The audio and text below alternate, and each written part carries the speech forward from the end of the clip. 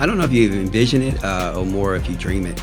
And I think we were dreaming it. For the first time in program history, Virginia Tech is headed to the Final Four. I'm for real speechless. I'm speechless. I'm blessed. I love these people so much. And like Liz said, I don't want it to be done. I came to Virginia Tech because of the people, play hard because of the people, and I wouldn't want to be anywhere else. Attacking, finds Kitley, lays it in, plus the foul. I think once this group of girls sets their mind to something, it's going to be really hard to deter us from that. And that's just our mindset.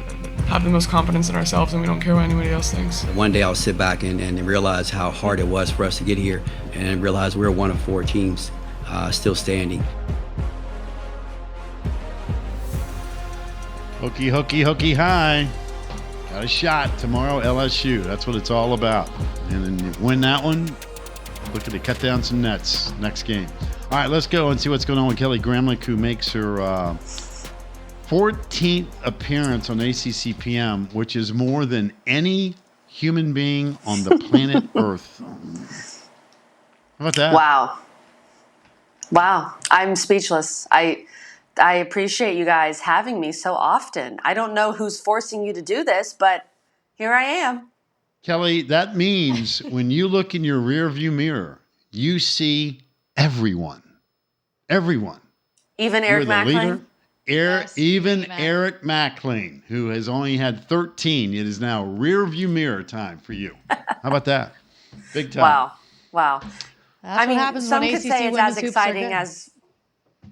Yeah, I mean, some could say that it's as exciting as Virginia Tech in the Final Four. I mean, I feel like Virginia Tech in the Final Four is a little more exciting, but we'll see. But 1A, 1B. how about the Hokies, though? I mean, this is a team that's just been playing lights out. And again, I know what South Carolina's accomplished. They've won 42 in a row. They're the team to beat, defending champ, all that stuff. They're great. I'm going to put them over here on the side. But Virginia Tech, for anybody outside of Columbia, South Carolina, has played as well as anyone. And it's not only 15 in a row, Kelly, it's who they've beaten and the way they have played, which I think gives them hope to think that, guess what? Why not us? Let's go win 2 more and win a national championship. Yeah, for sure. I mean, look, the South Carolina's been the story this year in women's hoops, and they should be. They're undefeated, and they have beaten a lot of good teams. They have Aaliyah Boston, who was last year's Player of the Year, this year's Defensive Player of the Year. Caitlin Clark did win National Player of the Year. But even beyond that, look, is South Carolina the best team in the country? Yes, definitely. Are they the hottest team in the country? I'm not sure. When you look back at recent history, they won the SEC tournament, and of course, they've kind of coasted through the NCAA tournament so far. They had that scare versus Ole Miss at the very end of the season before the SEC tournament. Virginia Tech, on the other hand, when you look at their February and March, is just playing on a different level and has played arguably a tougher schedule in those more recent months than South Carolina with all the ranked teams that Virginia Tech has beaten. And the ACC has provided tougher competition this year than the SEC. That's always an ongoing debate. But when you look overall at the teams that got in the tournament and just the ranked teams that Virginia Tech's played and the net rankings and all that stuff, the ACC was definitely the more difficult league. So you could argue Virginia Tech's the hotter team. And then beyond Caitlin Clark, I would say the hottest player in the country is Georgia Amore and what she's doing, guys. And she's made more threes than Clark in this NCAA tournament so far. So why not Virginia Tech? I think I heard you guys talking about that yesterday. Why not this team that, you know, it matters what you do in November and December. Sometimes maybe it matters too much, selection committee, perhaps on the men's side. But what really matters is how you're playing right now and how you're playing in this tournament. And there is not a team playing better than Virginia Tech in this tournament.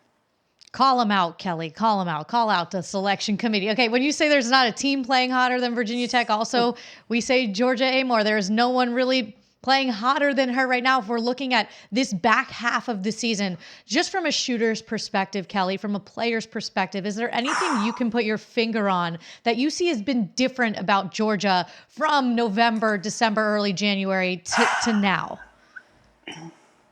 You know, that's a really good question, Taylor. I think back to everyone wants to talk about the Duke game at the end of January that they lost.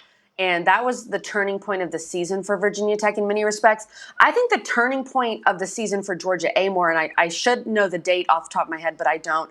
I believe it was early February, is the game at NC State, when she absolutely went off. And that's when she really started hitting those threes that were way beyond the 3-point line, was in that game. And then since that game, she's been a lot better. And then you look, of course, at her numbers in the ACC tournament and in the NCAA tournament. She came into that ACC tournament with a ton of confidence. And I think the ACC tournament and the way she shot, which was 14 made threes in 3 games, an ACC tournament record, propelled her into the NCAA tournament. And she's on a heater. I don't know how else to describe it. She's on a different level and just in a different world right now. She's playing with the utmost confidence. I would say she's shooting with more range than she has throughout the season, which has enabled her to get her shot off more. And, she has the ultimate green light, which she always had, but she's taken 18, 19 threes in a game in the tournament. So they're going to live and die with her. And they're very much alive with Georgia Amore. And I think what's really telling when you look at this matchup with LSU, Virginia Tech is by far the better offensive team. Georgia Amore's made 23s in the tournament, as we see right here below my head. LSU's made 11. LSU has made less threes than Georgia Amore has, and Virginia Tech's made 33 as a team. So that's something that I think LSU is obviously keyed in on, and I don't know how they're going to overcome that stat. It would be crazy if Virginia Tech doesn't make at least 7 or 8, which is what they kind of do on a daily basis. And I think that's a big advantage for the Hokies in this matchup. I agree with you, Kelly. And again, Miami had a great run with Katie Meyer's group, and they just got done playing LSU. Those teams combined to go 6 of 62 outside the paint. And, I know that was last week, and all of a sudden you can go play a game. Next thing you make everything you look at, it's kind of like playing golf. You can't figure it out. And then tomorrow, guess what? I got every answer known to man. But if that trend continues with LSU, and they were really talented inside, and so is Virginia Tech, but they can't match Virginia Tech on the perimeter. At least, again, on a given day, if you believe in stats, and if that trend continues. And to me, that's why I like Virginia Tech's chances tomorrow against LSU a lot, quite frankly. Well, we always talk about, and this is kind of a cliche, that in the tournament it comes down to guard play. Now, when you have dominant bigs, which is I would say there are 3, you could say 4 dominant bigs in this Final Four: Leah Boston, Liz Kitley, Angel Reese, and Monica Zanano for Iowa. But when it comes down to it, and you need a play, and you need something to happen, now, all these amazing buzzer beaters that we see in March Madness, a lot of times, 99% it's made by a guard. So you need that good guard play.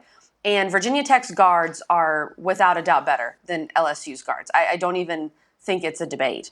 So that's where I think Virginia Tech has a major advantage. LSU's guards have really struggled to shoot the ball in this tournament. They don't shoot a super high clip throughout the season. I've talked with other people who've covered LSU all year.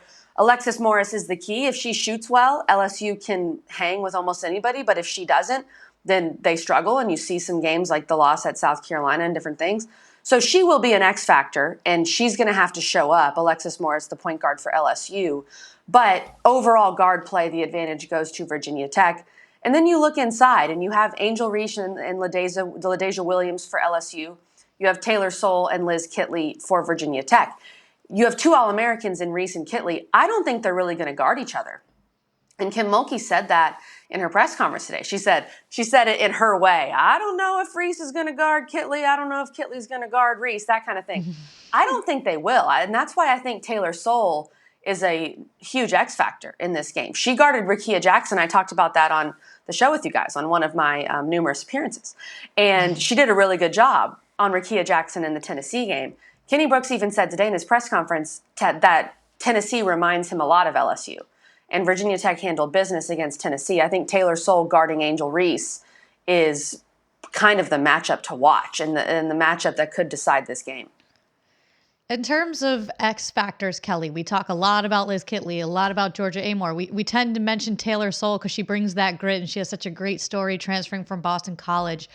Kiana Traylor and Kayla King, how do they factor in, and how they've played just as an important role maybe in just making this run, because depth has not necessarily been the key for Virginia Tech, but their starting 5 and the 2 that I just mentioned aren't talked about as much, but they've been critical too. For sure. And, if you look at Virginia Tech, someone might say, well, they don't have a lot of depth. How's that going to be an issue? LSU doesn't have a lot of depth either. I think when it comes to depth, that's if Virginia Tech goes on to play South Carolina, we could talk about that in a different conversation because they have depth. But Virginia Tech gets 95% of its points from its starters. LSU gets 89% of its points from its starters. So the starters are going to decide the game here. The starting five for LSU and the starting five for Virginia Tech. And two of those players, as you mentioned, Taylor, are Kayana Traylor and Kayla King. Both have played really well in this tournament. I thought Kayla King had a really good breakout game for them against Ohio State. They need her to knock down a couple shots just to keep the defense honest. Traylor provides them with another ball handler. She was helping Georgia out against the press against Ohio State. I thought Kenny Brooks made a great coaching decision to have Traylor back there and almost set a ball screen for Georgia Amore the second she caught it against the press. It was super effective. But just in case, if Georgia has to go out or something like that, you do have a player that is pretty comfortable playing point guard in Traylor. And I think she complements King well because Traylor can be a little more of a slasher and Kayla King more of a three-point shooter. And then De'Asia Gregg, the one player they do bring off the bench, has provided some really good minutes. If Taylor Soule gets in foul trouble, which has happened, that's got to be a key too. I think Soule has to stay out of foul trouble. But if she does, Gregg can come in and guard Reese and do some of the things that Taylor Soule does. So it's rare, guys. I mean, you don't really see teams that only play 6 players. And most of the time, if a team has a short rotation, they play 7 or 8. You could argue LSU plays 7. They really kind of play 6 as well. So that's another reason why I love this matchup for Virginia Tech, because the one knock on Virginia Tech could be their lack of depth, but LSU doesn't have depth either. So I think those things cancel each other out.